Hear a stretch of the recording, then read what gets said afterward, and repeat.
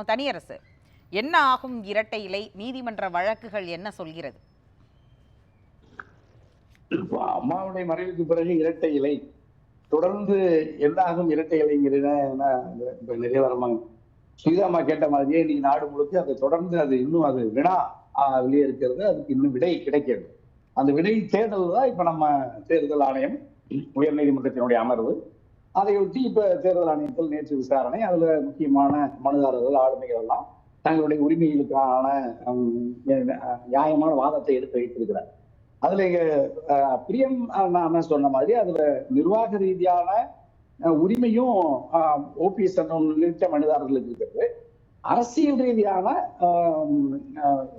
ஆதரவும் இந்த மனுதாரர்களுக்கு இல்லாம இல்லை. அதுல எங்க புதுக்கோட்டை சீனிவாசன் கடுமையா மறுக்கிறார். எடப்பாடியே நம்பிக்கை இழந்தாலும் சீனிவாசனுக்கு நம்பிக்கை ரொம்ப அதிகம். அது யாருன்னே தெரியாதுட்டார். அதாவது புரட்சி தலைவி அம்மா அவர்களுக்கே பிணைக்கான உறுதி பத்திரத்தை தந்த கர்நாடக மாநிலத்தின் பொதுச் செயலாளராக இருக்கிற ஆனா புகழேந்திய நினைவே யாருன்னு தெரியாது. அவங்கள சாதாரண ஆளுன்னு எங்க புதுக்கோட்டை அண்ணன் சீனிவாசனை கடந்து போறாரு. இதெல்லாம் நாட்டு மக்கள் பார்த்து நிர்வாக ரீதியா எடப்பாடி தொடர்ந்து பாஜகவோடு கரம் பற்றி இருந்த காலத்தில் அவருக்கு இந்த தேர்தல் ஆணையத்திலையும் நீதிமன்றத்திலையும் அவருக்கு பொதுக்குழுவிலையும் ஒரு தொடர் வெற்றி கிடைத்ததுல நமக்கு ஒன்றும் மாற்று கருத்து இல்லை. ஆனால் பாஜகவோடு அவர் தேர்தல் உறவை துண்டித்த பிறகு எடப்பாடியால் இன்னும் கூடுதலான வீழ்ச்சியை தான் அவர் சந்தித்திருக்கிறார். அது நடந்தபடி இந்த நாடாளுமன்ற 2024 பொது தேர்தலில் பாரிய அளவுல சரிவை, இதுவரை இல்லாத அளவு சரிவை சந்தித்து பாஜகவை காட்டிலும் 13 இடங்களில் 2வது இடங்களும் சில இடங்கள்ல வைப்புத்துறை இழக்கிற அளவுக்கு ஒரு நெருக்கடியின் வீழ்ச்சியின் உச்சத்துக்கு எடப்பாடி போன பிறகு எடப்பாடி இது மாதிரியான வழக்குகளையும் அவர் இப்ப சந்திக்கிறார். இந்த வழக்கிலும் அவருக்கு விடுதலை அல்லது வெற்றி கிடைக்குமானா அது கேள்விக்குறிதான். வெற்றிக்கான வாய்ப்பு ரொம்ப குறைவு. ஏன்னா பாஜகவோடு உறவை துண்டித்து கொண்டாலும் பாஜகவின் திட்டங்களை அல்லது அதனுடைய கொள்கைகளை எடப்பாடியால் இது வரைக்கும் எதிர்க்க முடியாததற்கு காரணமும் இந்த இரட்டை இலை சின்னம் எப்படியாவது நமக்கு கைவிட்டு போய்விடக்கூடாது, தேர்தல் ஆணையத்துல நமக்கு எதுவும் தீர்ப்பு தவறா வந்துவிடக்கூடாது, நீதிமன்றங்கள்ல தமக்கு ஏதாவது எதிராக தீர்ப்பு வந்துவிடக்கூடாது, அதற்கு பாஜகவின் கருணை, மோடி அமித்ஷா ஐயாவுடைய இந்த அரசினுடைய கருணை வேண்டும் என்பதில் எடப்பாடி அப்படி நேரடியாக, அதாவது ஒரு அம்பேத்கர் தொடர்பாகவோ அல்லது அந்த நீதிபதி மீதான இம்பீச்மெண்டாக இருக்கவோ இதுக்கெல்லாம் அதிமுகங்கிற கட்சி எடுக்க வேண்டிய கொள்கை ரீதியான முடிவுகள் நீதிமன்றத்துல உள்ள வழக்குகள்ல தனக்கு சாதகமாகவோ இல்ல தனக்கு நீதி கிடைக்கணுங்கிறதுக்காக பாஜகவுக்கு சார்ந்து எடுக்கிறாருன்னு சொல்றத எப்படி நம்ம பார்க்கிறது? இல்லம்மா, நம்ம கடந்த காலங்கள்ல பாஜக அல்லது மோடி அமித்ஷா அரசுக்கு எதிராக நீதிமன்றங்களிலோ அல்லது தேர்தல் ஆணையங்களிலோ அல்லது அதிகார முகமைகளிலோ பாஜக அரசுக்கு எதிராக 99 விழுக்காடு தீர்ப்புகள் வரவே வராது. அதுல பாதிச்ச மாதிரி நமக்கு இது வரைக்கும் அந்த கடந்த 10 ஆண்டுகளா ஆட்சியில் இருந்த பொழுதும் இப்ப ஆட்சி தொடங்குகிற பொழுதும் நம்ம பார்க்கலாம். ஆனா எடப்பாடி நீங்க எப்பொழுதெல்லாம் வெற்றி பெற்று இருக்கிறார், தொடர் வெற்றிலாம் எங்க சீனிவாசன் எல்லாம் ரொம்ப மகிழ்ச்சி அடைகிறாங்கல்ல, அந்த தொடர் வெற்றி எப்பொழுது கிடைக்கிறது என்றால் பாஜகவின் கருணையில், பாஜகவினுடைய அரவணைப்பில் பாதுகாப்பாக இருந்த எடப்பாடி பாஜகவின் அரவணைப்பில் இருந்த பொழுதுதான் சின்னம்மாவை வீழ்த்தி சிறைக்கு அனுப்புகிறார். பாஜகவினுடைய அரவணைப்பில் தான் டிடிவியை திகார் செயலுக்கு அனுப்புகிறார். பாஜகவினுடைய கருணையில் அரவணைப்பில் தான் ஓபிஎஸ்ஐ வெளியேற்றுகிறார். அப்ப நீ பாஜகவின் துணை இல்லாமல் தன்னுடைய அரசியலில் போட்டியாளர்களை பலகீனப்படுத்தி வெளியேற்றுவதற்கும் பாஜகவை பயன்படுத்தி எடப்பாடி அல்லது அதனுடைய அதிகாரத்தின் மூலமாக எதிரிகளை பலகீனப்படுத்தி வெளியேற்றிய எடப்பாடி நாட்டு மக்களின் வாக்காளர் பெருமக்களின் அன்பை ஆதரவை பெற்றாரானா அதுவும் பெற முடியாது. அப்ப இவர்கள் ஆளுமைகளை வெளியேற்றியவர்.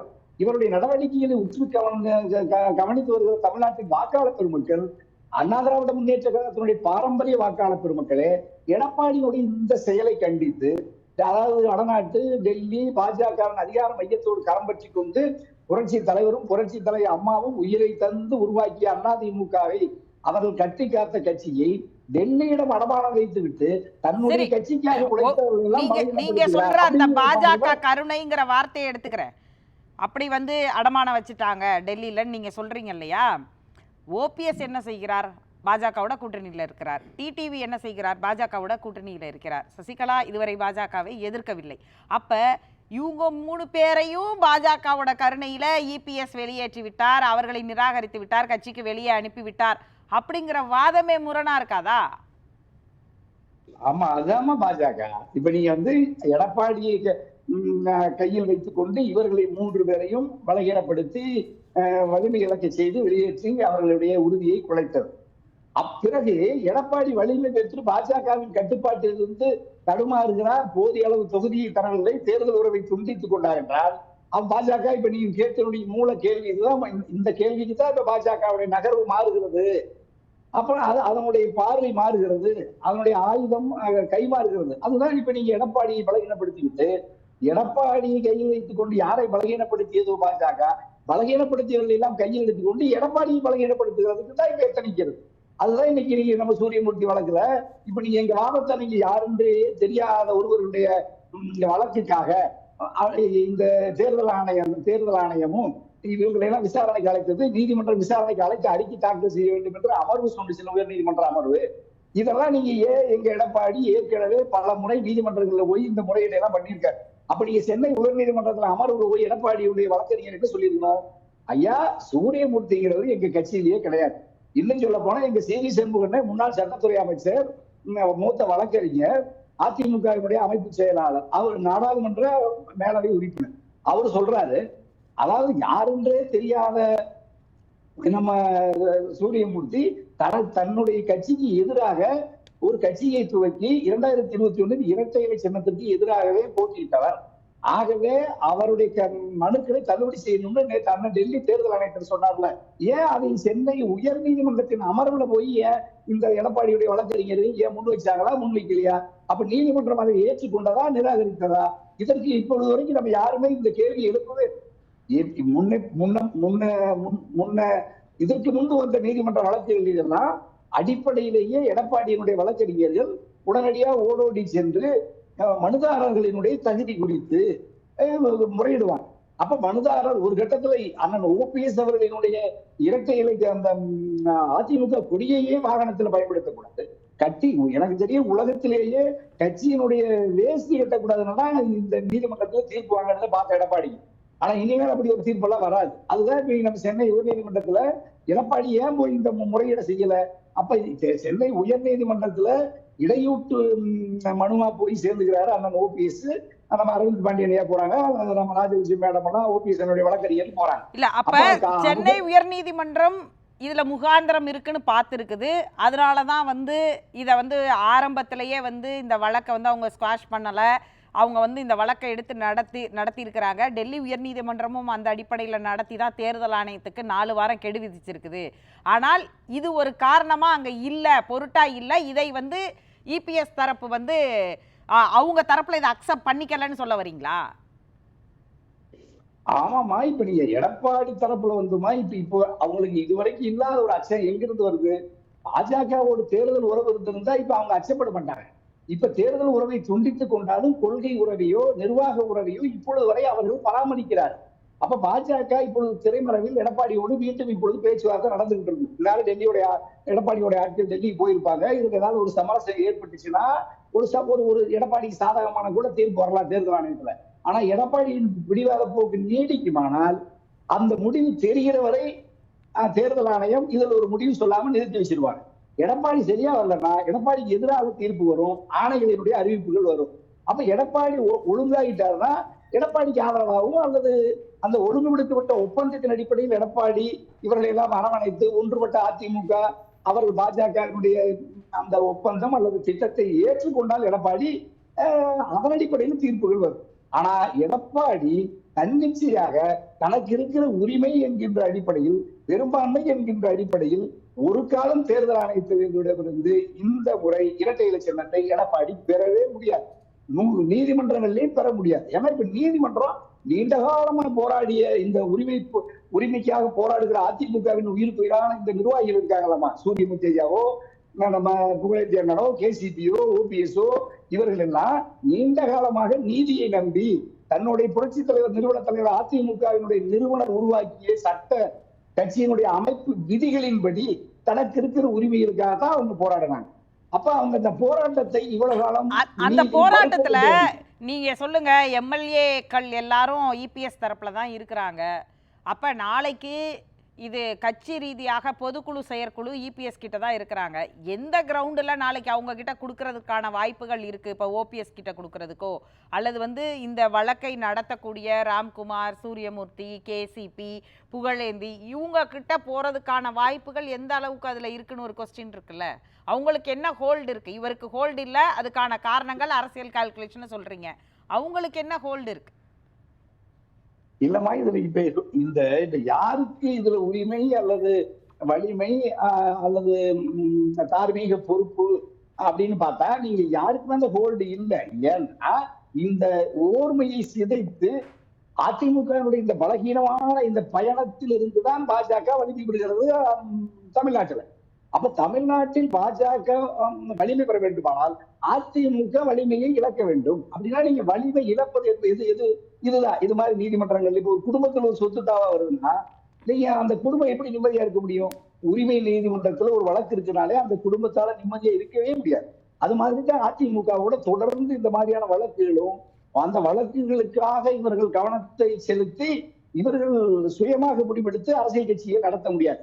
இது எடப்பாடி இந்த பிழையை முதலில் செய்து டெல்லியிடம் சரணடைந்து விட்டு தன்னுடைய நேர் எதிரான திராவிட கோட்பாட்டுக்கு எதிராக இருக்கிற இந்துத்துவ கோட்பாட்டை கரம் பற்றி கொண்டு புரட்சி தலைவரோடும் புரட்சி தலைவி அம்மாவோடும் தன் வாழ்நாளெல்லாம் பயணித்து அதிமுகவுக்கு வலிமையூட்டிய ஆளுமைகளை சிறைப்படுத்தி சொத்துக்களை பறிமுதல் செய்து வழக்குகளுக்கு இரையாக்கி கட்சியிலிருந்து வெளியேற்றிய மிகப்பெரிய பாவத்தை, மிகப்பெரிய துரோகத்தை எடப்பாடி கொஞ்சமும் தயக்கம் இல்லாமல் செய்ததன் விளைவுதான் ஈரோடு தேர்தலுக்குள்ள இந்த சின்னத்துல ஒரு முடிவெடுக்கக்கூடிய ஒரு சூழலுக்கு நகருமா? இப்ப பிரியன் சொன்னார் இல்லையா, ஜனவரி 13 4 வார கால கெடு முடியுது அவங்களுக்கு. தேர்தல் ஆணையம் முடிவு செய்ய வேண்டியது இருக்கு டெல்லி உயர்நீதிமன்றம் சொன்ன கணக்குப்படி. அதற்குள்ள ஈரோடு பை எலெக்ஷனை அறிவிப்பதற்கான வாய்ப்புகள் இருக்குன்னு பார்க்குறீங்களா? கடந்த முறை ஈரோடு இடைத்தேர்தலின் போது இதே இரட்டை இலை சின்னம் கடைசி நிமிடம் வரை தேர்தல் ஆணையத்தின் கையில் இருந்தது. அப்படி ஒரு சூழலுக்கு தள்ளப்படுமா? இல்லை 26 வரைக்குமே இது நகர்றதுக்கான வாய்ப்பு இருக்கா? இல்லை இபிஎஸ் ஸ்ட்ராங்காக இருக்கிறதுனால அவர்கிட்ட இருக்குமா? இல்லை மாறுறதுக்கான வாய்ப்பு இருக்குன்னு பார்க்குறீங்களா? நம்ம பொதுவாக இப்ப எனக்கு என்னமோ இடைத்தேர்தலில் எடப்பாடிக்கு விருப்பம் இல்லமா. ஏன்னா நீங்க 10 தோல்வியிலிருந்து 11வது தோல்விக்கான இலக்கு நிர்ணயிக்கப்பட்டு எடப்பாடியா அந்த களத்துக்கு தள்ளுறாங்க எல்லாரும்.